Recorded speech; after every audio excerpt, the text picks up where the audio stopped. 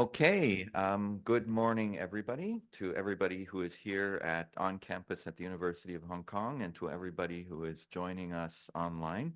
I'm most delighted to welcome Professor Michael Puett to give this talk today on history, anthropology, ritual, and religion. Um, it's really such a joy and a delight to have Michael Puett with us here today.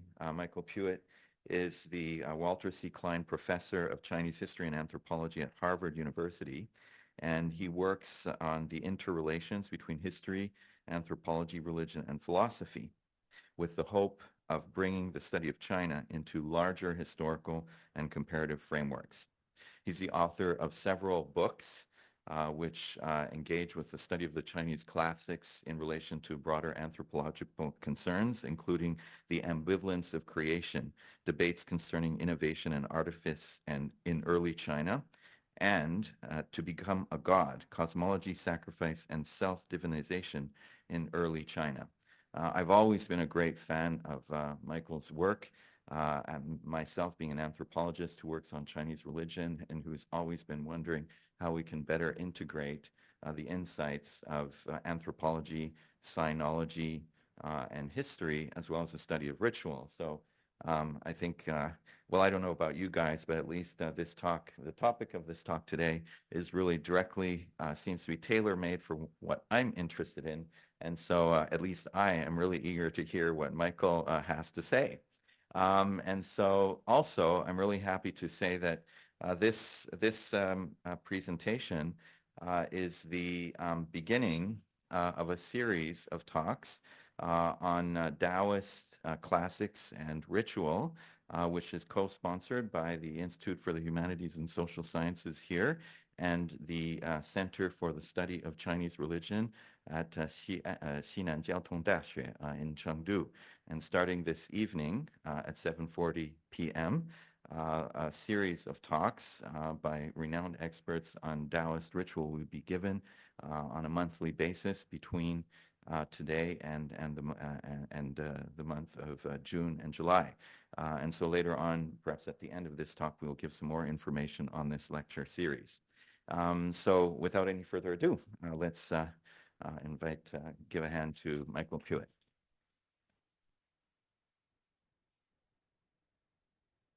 Great. Thank you so much, David, for the much too nice introduction, but very deeply appreciated. And thank you so much for inviting me to the center. The work you are doing here at the center is extraordinary. It's a tremendous honor for me to be here to join you all.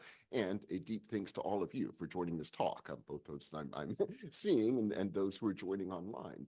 So as David mentioned, what I'll be talking about today are issues of ritual and ritual theory in Chinese religions and their larger implications for our understandings of ritual theory more generally. So let me begin with some obvious truisms. Part of what is so extraordinary about working on Chinese religions is you have an incredible record on Chinese religions, traceable back simply in the written form alone, back to something like 1200 BCE, straight up through the present. And you have indigenous bodies of ritual theory with all of the complexities of these ritual theories being developed around the practice, arguing for, against certain practices, counter theories developing. And here again, we have well over 2,000 years of this body of material. It is therefore intriguing, although we know historically why this has occurred, that almost the entire body of ritual theory that dominates the social sciences arose exclusively among theorists in Europe and slightly later in America in the 19th and 20th centuries, period. Now, we know, of course, the historical reasons why this is the case. However, and I'm getting a little bit of feedback. Should I step a little bit further, maybe a little bit closer? Let me play with this a little bit. That seems to be better. Okay, good, good. I will stand right here. Good, thank you. So we know historically why this is the case. However, we need not now continue to be held back by the sad history of the past 2 centuries, and we can begin to do the work of thinking from a larger global perspective on how to rethink ritual theory by, among many other things, taking indigenous ritual theory from around the world and taking it seriously as theory. In other words, theory that by definition might shed some light on indigenous practices as well, but the theory and practice aren't always going to be directly related. Part of what's intriguing about theory is it gives you lenses, powerful and in other places, holding back our understandings, but by having a different body of theories working together, hopefully it will open up insights that perhaps have been lost by so exclusively dealing with ideas that arose among almost entirely Protestant thinkers from the 19th and 20th centuries.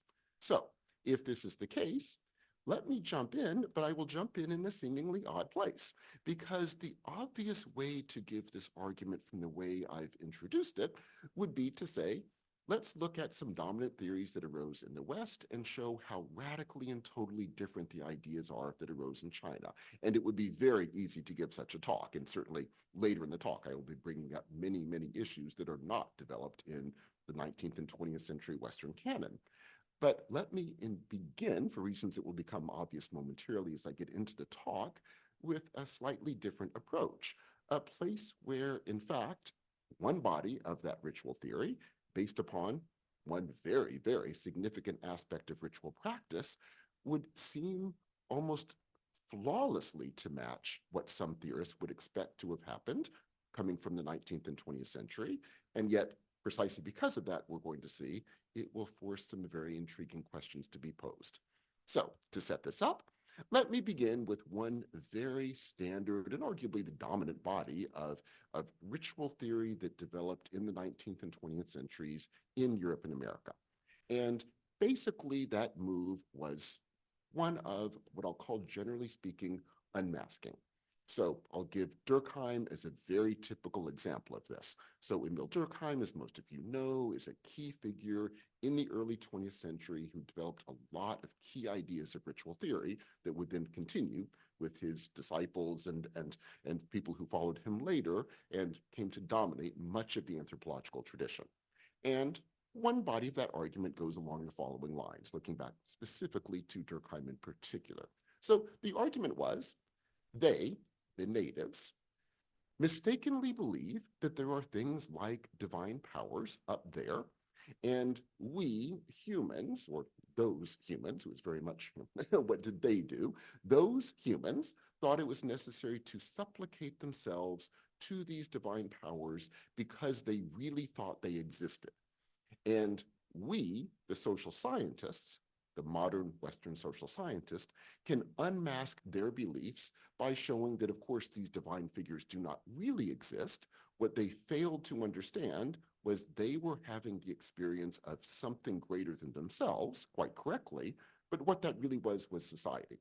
And so the way to understand how different religious traditions were working in the traditional world is you unmask the beliefs of what the natives thought, you show the social constructions and social formations that existed that they mistakenly took to be natural.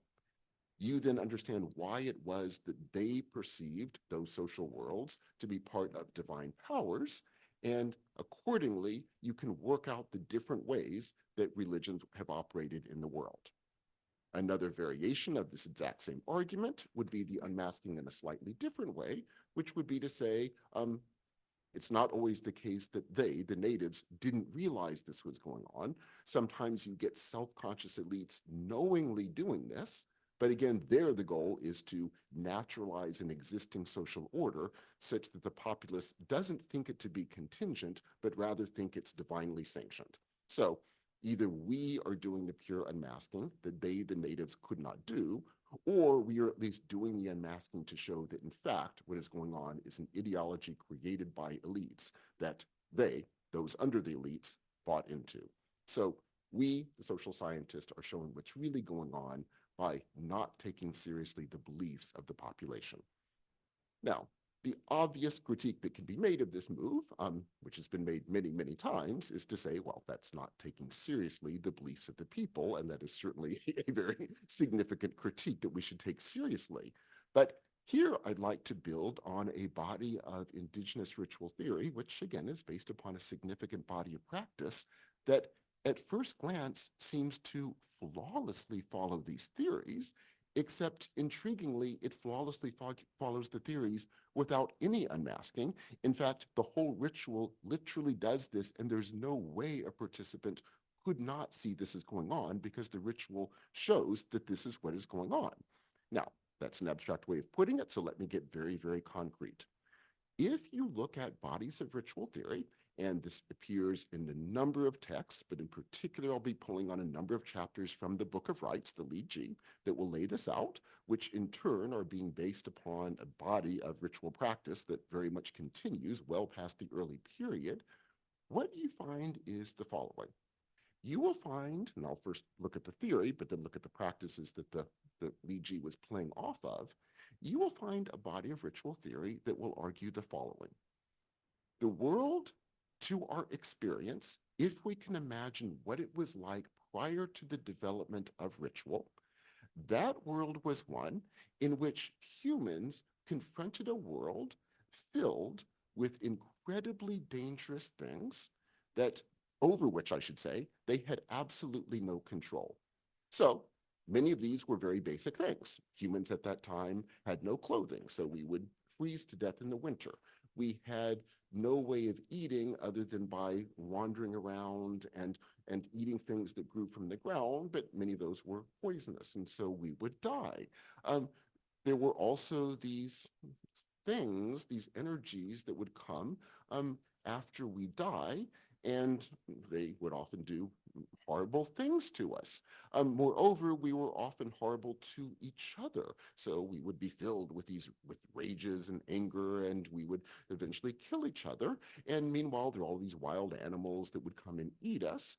And so the life of a human was basically, if you weren't eaten by a wild animal, if you weren't frozen to death in the winter, if you didn't die from poison by eating something coming from the ground that was poisonous, we probably would kill each other anyway at some point anyway.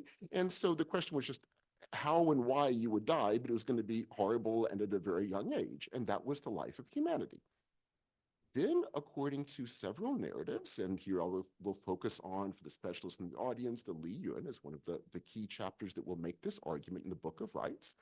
Then, luckily for humanity, several figures began to realize the dangers of that world. And even though it was absolutely a natural world, they began to realize that they could start doing things that would alter the ways that humans were living in the world. And they begin by doing so at first by modeling themselves on different animals that seem to do things that could be appropriated for humans. So these wild animals, of course, that would like eat us, they had things like claws that could grab into us, things like tigers that could grab into us to kill us. Well, we humans, I mean, take things in the natural world and make them into things like claws, so we would have weapons, so we could start killing animals in return. We also began to realize that some of these animals had fur, so they didn't freeze to death in the winter. So we could, like, those weapons kill some of those animals and cut off the fur and put it on ourselves. And eventually they realized we could begin to make the equivalent of fur for ourselves, so we could survive the winter. And the same thing for shelter. There are all these animals that seem to have places to live. Squirrels live in little houses, and we too could like make shelter. So here too, we could survive the winter. And in all of these cases, we are taking aspects of the natural world from animals that seem to survive better than us and just appropriating them and using them. But then as we kept going, we started being able to do some other things as well. Because once that mode of appropriation is going on, it can be applied even beyond what other animals seem to be doing. So what about those things that grow from the ground that we eat for sustenance, but they're often poisonous and we die from them? Well, if we die from some of them, but not others, what happens if we pluck off the pieces that somehow seem to not kill us and replant those? And lo and behold, over time, more and more of these things start growing. And if you keep that process up, you not only start getting things that don't kill us, they start growing more plentifully, bigger, because you choose which ones to replant, what we would call domestication.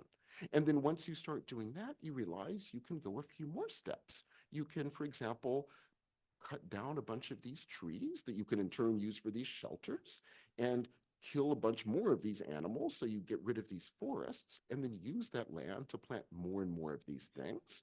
And more good things start coming. And then it continues a bit further.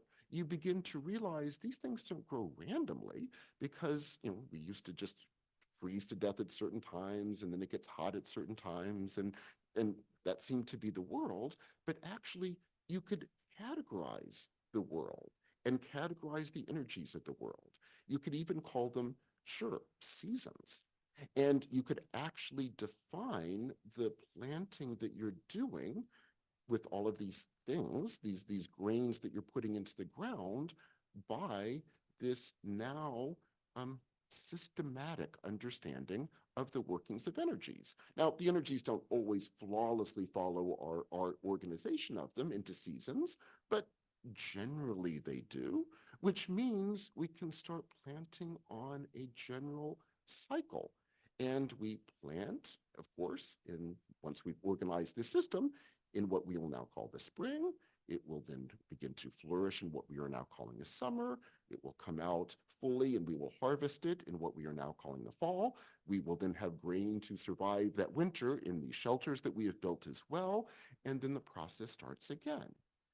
And once you add all of this up, what we have essentially done is taken a world that, at least to our experience, was filled with these very bizarrely horrible things: cold, hot, rain, over dryness, poison coming from the ground, animals eating us. And we have reorganized the world by domesticating that entire world, categorizing that entire world, and reorganizing it such that we humans, instead of being these not terribly successful animals in the world, we have now reorganized the entire world with ourselves at the center. So now we grow this grain according to what is now, as we define it, a cosmic cycle. We decide which animals to domesticate and which ones to kill. We decide where we will build our fields and accordingly where we will wipe out the forests. And we therefore have domesticated the world for us. Now, as I mentioned in passing, but this is going to be significant, the world doesn't always follow everything we're trying to do to it because it involves forces that go beyond us. So yeah, we have this wonderful categorization of the energies of the world into seasons. Sometimes that doesn't quite work out. Sometimes you get cold when it shouldn't be cold and it wipes out our grains. Sometimes you get heat when it shouldn't be. Sometimes the rains don't come when you need them. And so still, the energies are beyond our control and oftentimes we will die again. But at least generally speaking, we can survive and even flourish to degrees to which we could not before. All of this involves a domestication of the world. Now, at this point, you were plausibly wondering, what does any of this have to do with ritual? Well, everything, because the Li Yun will develop this entire argument precisely to make the next piece of the argument. Think of ritual as doing the exact same work that we were doing when we domesticated the world. And now let me go to those other things that we haven't been touching upon. I mentioned at the beginning, though. The things like, we have energies within us that lead us to kill each other. And some of those energies that presumably what we might even be able to categorize as things like anger seem to persist after death, and they can become these very dangerous things that keep attacking us. Well, let's do the same thing to all of that we have done to everything else I've been mentioning. Let us create rituals that will again organize the world for us with, again, humans at the center. So while we are alive, we will do rituals that will allow us to begin working with these energies. We will do the same thing we did with what we would call the natural world. We will first categorize them. So we will categorize the different energies that exist in humans. We will develop rituals that will domesticate these different energies. Now note, as when we're domesticating grains, you're taking what's there and reworking them to domesticate them. You're doing the same with the energies, right? You're doing different forms of ritual that will channel the energies, refine the energies, shift the energies, such that forms of anger aren't necessarily bad. Sometimes that can be very important, but you channel them so they emerge only at the right time. You refine them, you shift them, so we're not just randomly killing each other because our grain didn't come out well. You actually work to create a world where, imagine this, humans can actually begin working together. And then finally, what about those energies that seem to be out there after particularly our deaths? Well, same thing. Let's categorize them. Let's call them way. Let's call them, the translation is usually ghosts or demons, but let's give them a name. They're ghosts, they're demons. There seems to be a lot of them, so who knows where they all come from, but the ones we can trace do seem to come from dead humans. So we'll die, and these angry things will be up there hating us because we're alive and resenting us because we're going on with our lives. So we'll give them a name. We'll categorize them. And let's do the same thing to them that we did to the animals and the grains. Let's domesticate them, now again, through ritual. So we will create rituals that will try to transform them. Now again, these will not always be completely successful, but the goal is to be as successful as possible so we can begin to flourish. And while we're doing this, we can solve other problems too, because the way we domesticate them will be, and you're getting a hint of where I'm going with the talk, based on the social world we want to construct. So to begin with the first step of the domestication, what happens, for example, if, say, my grandfather passes away and he, of course, becomes now what we are categorizing as a ghost, a very dangerous figure? What will I do? Well, what if we actually developed rituals that would transform my relationship with them? So instead of me, the living person, going on with my life, and he, the angry ghost, hating me and resenting me for that, his attempts to destroy me and my remaining family leads to more anger against him, which of course generates more anger, and hence all the problems we know so well. These energies build off of each other. So what if in these rituals we can domesticate that relationship and shift the nature of the relationship? And again, we will use categorizations and domestications to do this. So let's call what we want my grandfather to become. Well, my sentence kind of already gives it out. Let's call him an ancestor, a grandfather. Let's actually stop calling him grandpa. Let's actually give him an ancestral name. And we will call him an ancestor. We will create a ritual space where I will go in. I will worship him as an ancestor, not screaming at him, "You leave my family alone, you horrible ghost. You leave us alone." I am in a ritual space. I will call down that energy. I will now actually try to relate to this demonic thing, but now in the ritual space, it's not a demonic thing, hopefully. And I will try to treat it as an ancestor, just as by definition, I would therefore be a descendant. And if this is working, we create a completely different relationship where in that brief moment in the ritual space, he becomes an ancestor. He is supportive of me. His energies of support begin overtaking his energies of anger. Instead of wanting to eat me, he is hopefully aiding me. And me too, I am thinking of him as an ancestor. I'm developing proper feelings of reverence for what he did for the family line, that I am a continuation of what he has created. I will literally say those words over and over again to help build this relationship for me and for him, because the key is we're both trying to work on our energies, or rather, I'm trying to work on my energies and hopefully get the ancestor to do the same.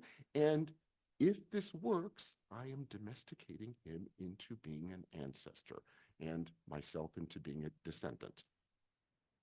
If it works. But let's continue this.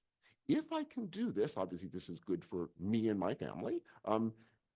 It means we can continue. It's arguably, at least from our perspective, good for him because now he is involved in a relationship still that's hopefully for him going to be better than eating us because he can be fed at a regular time in the ritual space. So certainly for us, it's good. And we at least would like to think it's going to be better for him.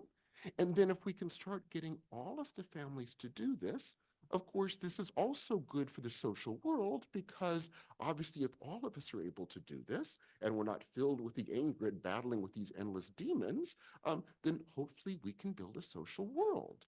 But we still have a problem, or rather I would say this creates another problem. Because if we do all that we've done, what you would actually create is a series of, and again, these are human terms we'll use, we've created series of lineages in which we're all separated from each other. So yes, grandpa is now an ancestor and his father is now a great-grandfather, ancestor 2, ancestor 3, ancestor 4, etc. But what about the group over there that is now constructing a completely separate lineage? And now we're creating separate lineages that potentially are going to be in conflict with each other. So let's continue the process. What happens, first of all, with the things that don't fit into these lineages? Because even if we do all that I mentioned, it not only creates distinct lineages, which is going to be a huge problem, it also means there are also a bunch of energies out there that no one is claiming to be an ancestor. And maybe they're deceased humans of families that aren't doing this, of living beings that aren't doing this, and therefore constructing lineages to make them into ancestors. Maybe they're just demons out there. I mean, who knows? They're just these negative energies we're giving the name, demon to, but they are still there and very powerful. So let's give them a different name. Let's give them the name of a god or a goddess. And let's do the same sort of thing, except instead of making them into ancestors, we will make them into gods and goddesses. But we'll do it communally because that will therefore cut across these lineage divisions. And so if there's this incredibly powerful demonic force, what we can do is actually together, not just my now constructed lineage with my constructed ancestors, we can come together and actually, as a community, in other words, involving several lineages, create ritual spaces in which we together will call down this demonic force. And if it is responsive, then we will call it a god or a goddess. We will communally worship it as a god or goddess. And if it's responsive, it will, imagine this, slowly develop a different relationship with us as our ancestors hopefully are as well. And slowly, therefore, becoming, imagine this again, a supportive god or goddess, supporting the community. Again, through changing our relationship with it, changing literally the energies that are going back and forth between us, because it, he or she, is however we define it, god or goddess, is supportive of us as we are supportive of it. And therefore, slowly you create a world where along with these constructed lineages, each with their ancestors, you now have communal gods and goddesses. Fine and good, but this doesn't still solve all of our problems because the truth is, sure, those lineages will come together occasionally in the ritual space where there's a communal worship of a god or a goddess, but then they do leave the ritual space. And as is true with all of these rituals, once you leave the ritual space, our dangerous energies begin to emerge again. And of course, we go back to the ritual space, but it's in a sense more dangerous than the ones within a lineage because you can't really control all of the lineages. Will they all come into the ritual space? Will some lineages go in less or go in more? Try to build a better relationship to the god or goddess. You still need something that will actually bring these, or ensure, I should say, that all of these lineages are being brought together. So kind of what we need is to construct a world where there's a proper hierarchy among our humans, where you have rulers and you have some lineages that are going to be more powerful than other lineages. And we need to construct a world that way in order to make things work. How do we do this? Well, you're getting the pattern down now. Same processes, ritual domestication. So the way we do it is, let's create a ruler. Now, the ruler by definition will be at most from one existing lineage, and none of us will see ourselves as related to this person from that lineage over there. However, what happens if we also, in these ritual spaces, rework our relationship to him and rework his relationship to this constructed world of gods, goddesses, and ancestors that we are creating? And here's how we can do it. Let's construct a world in which he, the ruler, will, ritually speaking, become the son of what we will, ritually speaking, define as the most powerful deity. That deity, let's call heaven. And therefore, ritually speaking, we will make that ruler into being something we will call the son of heaven, meaning he, the ruler, will develop in the ritual space the feelings of filiality toward, of all things, heaven, as if he were actually the son of heaven and heaven were actually his ancestor. Now, I emphasize again, this is a ritual construction. The claim is not he was born from heaven. There are many religious traditions that will argue that. That is not the case in this body of ritual tradition. The argument is it's a ritual construction. So he will develop the feelings toward heaven as if that heaven is an ancestor. And if, and again, this is always a big if, but if heaven is responsive, heaven will also develop feelings of filiality toward this human being that we have put on top. And maybe, just maybe, heaven would be supportive of this figure. And then the next part of this, you could probably guess, but let's work it out. Then all of the different lineages still have to be supportive of the ruler. Surprise, surprise, ritual domestication. So we will create sets of rituals in which the king, who is now a son of heaven, ritually speaking, will also become the father and mother of the people. So we, all of these different lineages, will involve ourselves or be forced to involve ourselves in rituals that will connect us in terms of our energies and our emotions to develop the same feelings of filiality toward the ruler that we are now constructing in our own lineage toward my father, my grandfather, my great-grandfather, etc., except they're now being directed to the ruler. Now, again, no one's claiming he really is my father or mother. Obviously, it's a ritual construction. Fine, that's the whole point. It's all ritual construction. So if this works, we would be supportive of him, just as we would be supportive of those within our lineage who are above us. And of course, to the degree to which he is responsive, he also would indeed treat us as fathers and mothers, I mean, as his children, as the father and mother treating the children properly as members of his lineage. So we all become part of a grand lineage coming from the ruler, which means instead of oppressing us as members of a different lineage, we would become his children. And the result of this is exactly what we have done in the domestication of the world with things like agriculture. The result of this would be a creation of a perfect cosmic system in which you now have a high deity, heaven. All of the other deities that are being worshipped as communal gods and goddesses would then be under heaven. However, we now have a ruler who is, ritually speaking, the son of heaven, And that son of heaven is now the father and mother of all the different lineages. So the entire world, human and divine, has been organized into a single coherent system with now the ruler at the precise center. And all of this, of course, is a ritual construction, and explicitly so. To the degree to which it works, going back to the Li Yun, the explicit argument is the entire world operates as if it is a single lineage.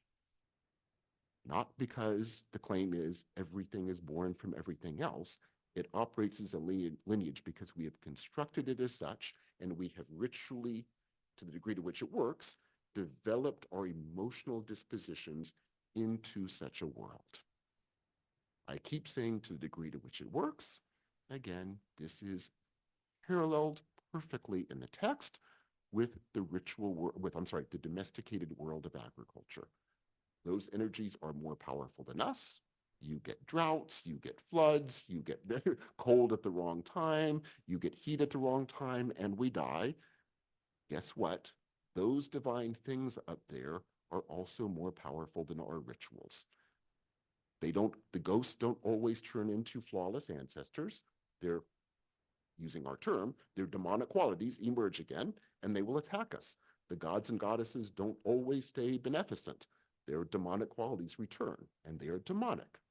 Heaven is not always very supportive. Heaven is often less demonic, but just kind of indifferent. It's like it seems to, the problem with heaven seems to be more, it just doesn't seem to care. So it's constantly, we're trying to get it to care about us. And so it doesn't really care too much often. Even among our humans, we humans, while we're alive, the rituals often don't work. And despite all the ritual training, the anger of energy emerges, it creates another energy of anger around us, and we fight horribly with family members and other lineages, and we kill each other. The rituals are an attempt to endlessly domesticate the world, to create a world as if it is a flawless, perfect lineage, and the energies are stronger than our rituals. But to the extent to which they work, it creates a world where we can flourish. Now, many things to point out about this argument, but let me begin with an obvious one based upon the way I introduced the talk. Note, there is nothing to unmask here to argue those people in ancient China, the natives is the term was often used in early 20th century Euro-American theory, foolishly believed that heaven was this beneficent deity and ancestors were these wonderfully helpful creatures, and we are going to unmask their beliefs by showing, in fact, this is all a construction by a patriarchal society organized by lineages with a ruler on top pulling together these different lineages. There's no unmasking here. That is exactly what is going on. That's what the rituals are doing. It is explicitly presented as a ritual construction. Indeed, the whole point of the workings of these rituals emphasize that because that's what forces the endless work on your dispositions to work against, channel, and refine your different energies. So the ritual theory will strongly emphasize the disjunction between what is going on outside the ritual space, which in the purely undomesticated form is just horrible energies or attacking each other, being attacked by these things above in the most extreme form, to the ritual space where everything is flawlessly based upon this perfect, supportive, patriarchal culture. That ritual space is presented as a ritual construction. And even though we, coming at a later stage in history, aren't always in the pure undomesticated state, we're closer to that when we walk out of the ritual space, or at least the longer we're outside of the ritual space, the more we become like that, which is why we have to keep coming back. But that, of course, is part of the point. If you're doing the work constantly, and the vision is you must do it constantly because things will otherwise revert back to what they were in distant antiquity. If you're not doing that endless work, it will so revert, which means going the other way, you must constantly do it precisely because you sense how dramatically different that ritual world is from the the world that exists outside the ritual space, and you get farther from the ritual space, the longer you're away from it. The whole work is based upon this being a ritual construction. Now, is all of what I have just been saying an intriguing, but nonetheless, removed body of ritual theory that kind of might be like Durkheim? It's sort of just doing the unmasking work. It's just that they were doing unmasking work back in, in warring states in early Han China, just as Durkheim was doing unmasking work in early 20th century France. Intriguingly, no, because yes, the texts I'm referring to from the Li Ji absolutely are giving ritual theory. They are certainly giving interpretations of what's going on, but they are not making this up and they're not doing the unmasking. If you look at the ritual practice, which we can now trace extremely well through paleographic discoveries, this is the dominant mode of ritual practice that is going on. This is how most of it works. I'll come back to why I say most, there are significant exceptions, but most of it works precisely in this way.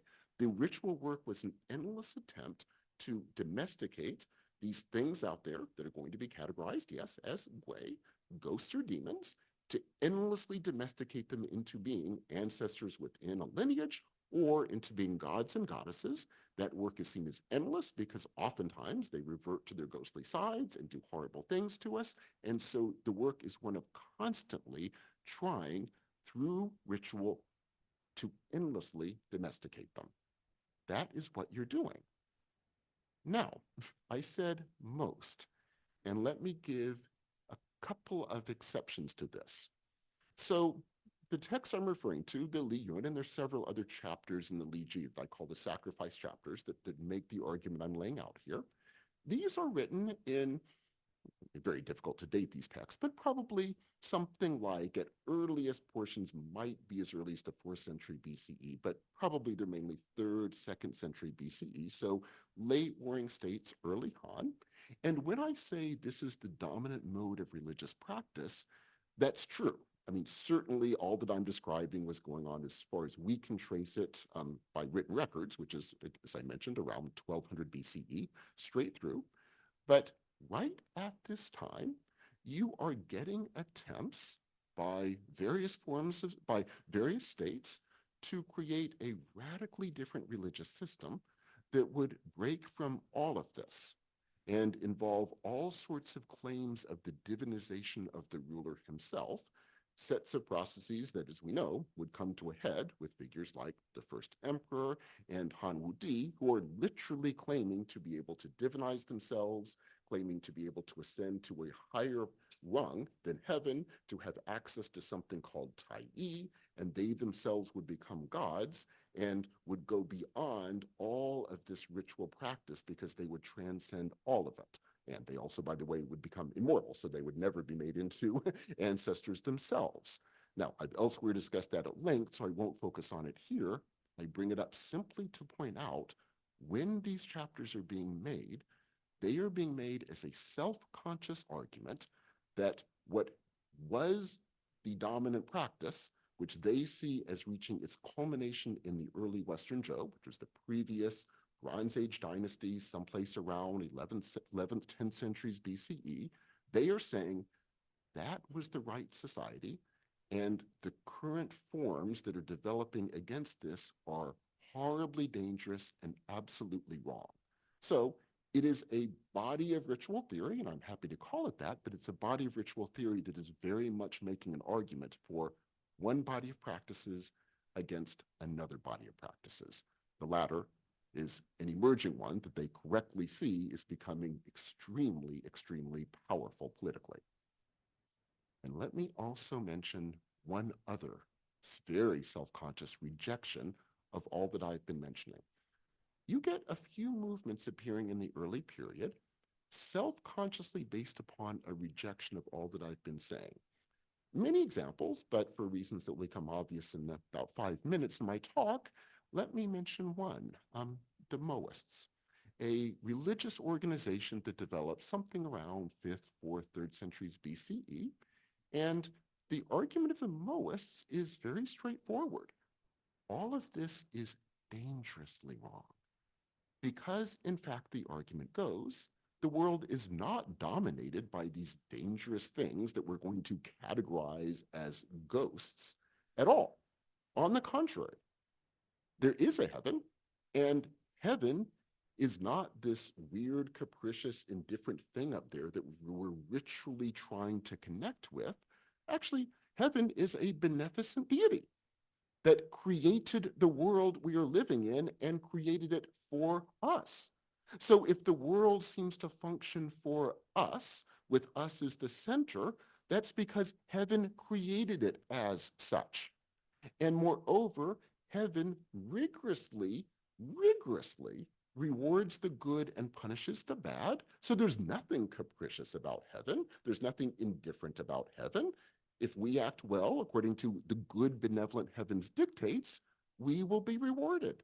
And if things happen badly to us, it's not because it's a capricious world. It's because we've done something wrong and we're getting our just desserts. And what about all of those things that are termed demons, the Gwei? Again, the Moa say, oh boy, do they exist, but they are simply part of a bureaucracy overseen by heaven.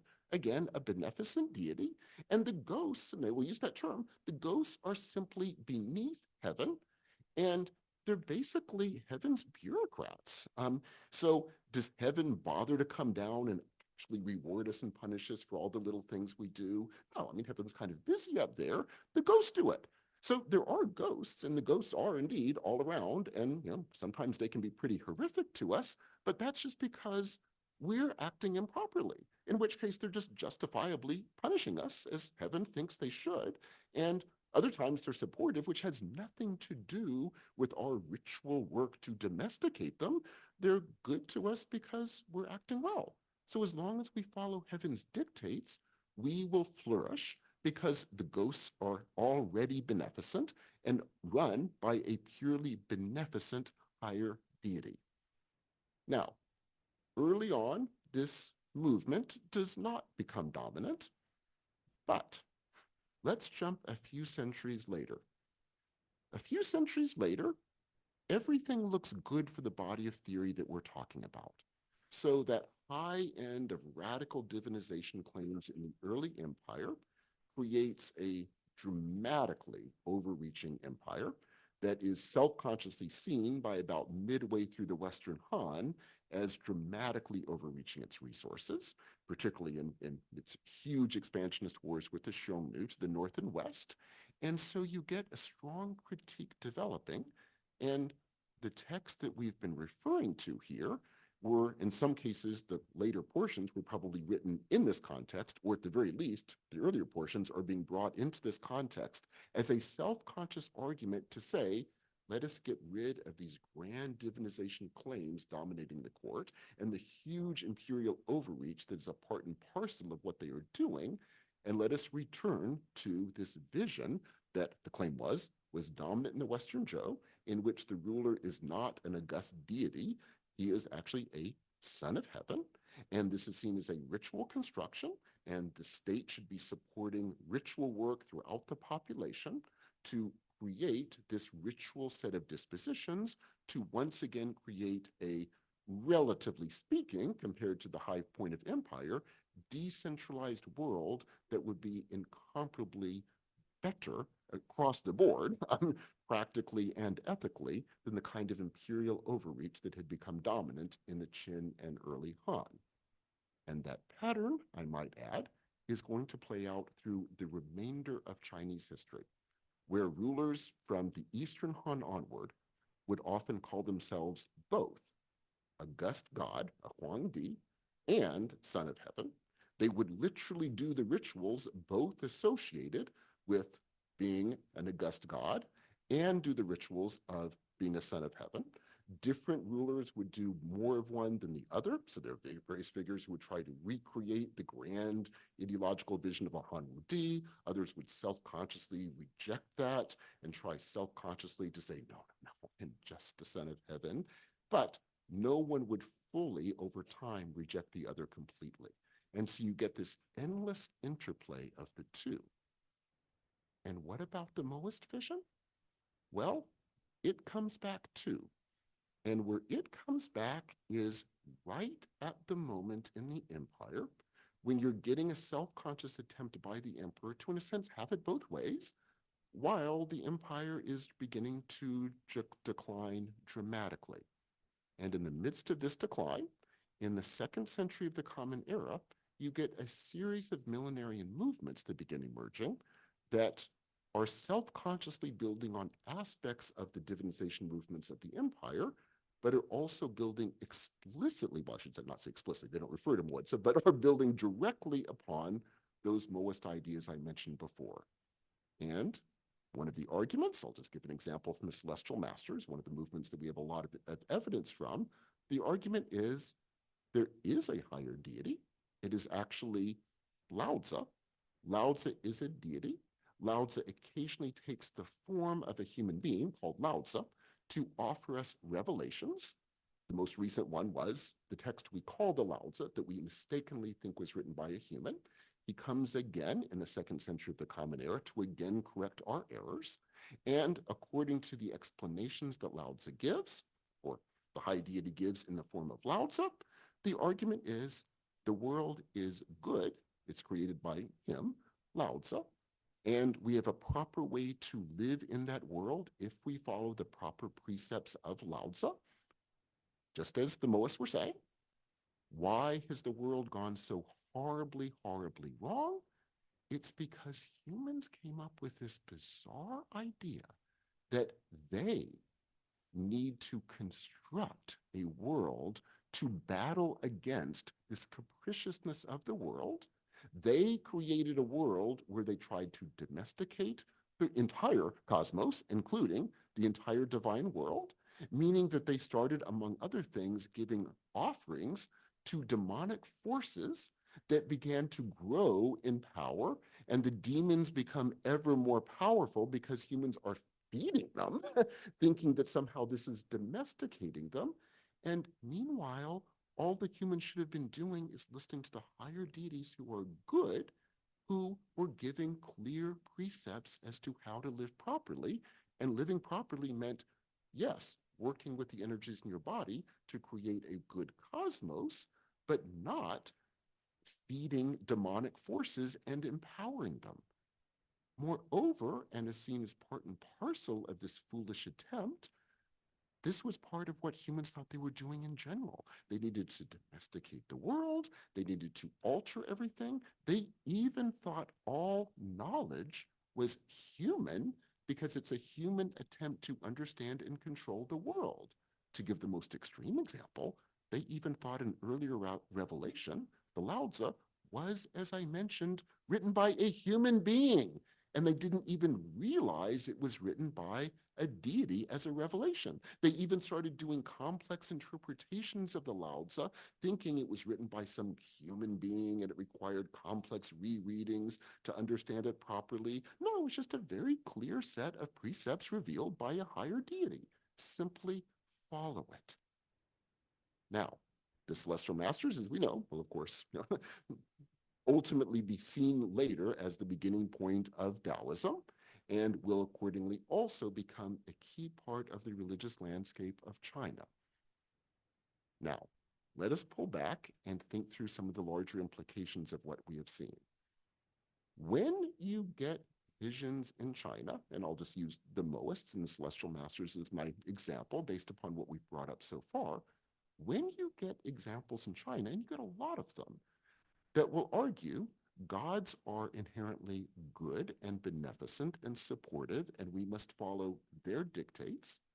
Note, those happen across the board as self-conscious rejections of what are correctly seen to be the dominant ritual practices of the day. At times, those self-conscious rejections will become incredibly important, but they are always presented as that. Stop doing what you're doing. As the Celestial Masters keep saying, stop sacrificing, just stop, end it. It's a self-conscious rejection of what most people in practice are doing. And in terms of what most people in practice are doing, note, as we have already seen, there is no unmasking necessary here. The workings of the ritual absolutely are a claim of radical ritual construction of the world, which means, getting back to our larger points, some very intriguing conclusions.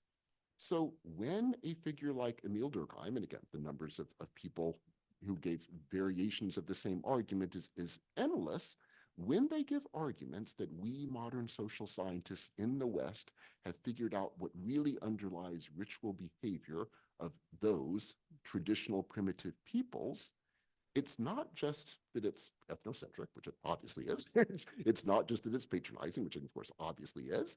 It is also a complete failure to take seriously the complex debates in both practice and theory that are playing out on the ground in religious traditions throughout the world.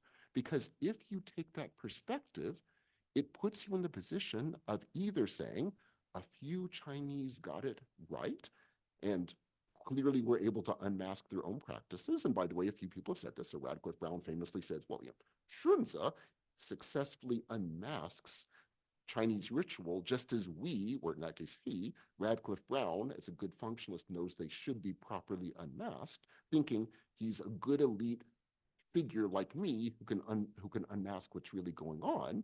But what's really going on, again, is the standard, the population doesn't know what's going on.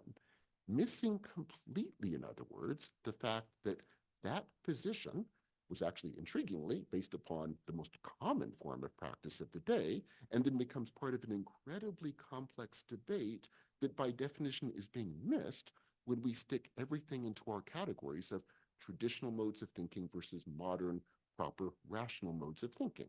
Most of us would not use the rational part in that sentence, but the general framework of tradition and modernity dominates our thinking, even when we don't use the terms. And what I would like to argue is the following. It's not just that if we take indigenous ritual theories, very much in the plural, in various religious traditions seriously, that we get new theories. By definition, that is going to be the case. But occasionally what we will also get are variations and permutations of things we have already been discussing, but that will force us to rethink many of our categories precisely because we will realize, as in this case, there's no unmasking to be done. And if there's no unmasking to be done, then obviously the workings of the ritual are doing something fundamentally different than we have been assuming them to be doing. And if we take that route, then we have tons of questions to ask. What then is this work of ritual domestication? How is it seen as working? How is the form of disjunction between the ritual space and outside the ritual space working? How would we rethink much of our body of theory accordingly? To give one obvious example, like when Geertz makes the great arguments that people in Bali believe in this grand cyclical cosmological system. I mean, maybe he's right. I've never been to Bali, but note, all of his analyses are based upon close readings of things said in the ritual space, ritual statements.